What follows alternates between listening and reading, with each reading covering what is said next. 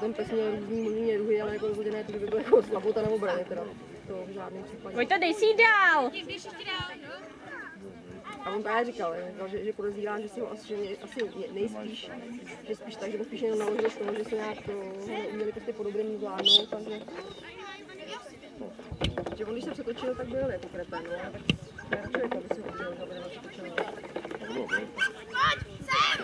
Tady chodí jeho brácha. Taky výborný, ale ten nemá pech. Ten už byl kolikrát pokousaný, teďka půjde na operaci, protože má... Vojto, vejmi a běž!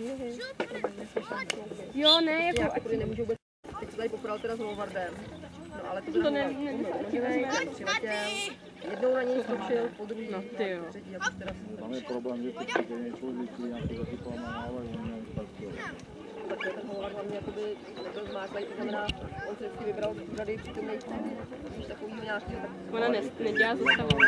Který se neperou, to dělají bolí. Rozumíš tyhle ty... By tam neměl ukládat. A když to ale odmála na ně zvyklý, tak... No, že jo, no.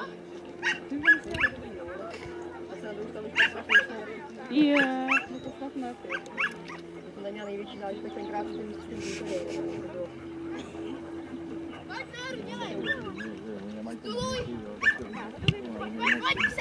Tady to nic nešlo, protože to bylo tak, že byl dal se přivolání, a měla i spolu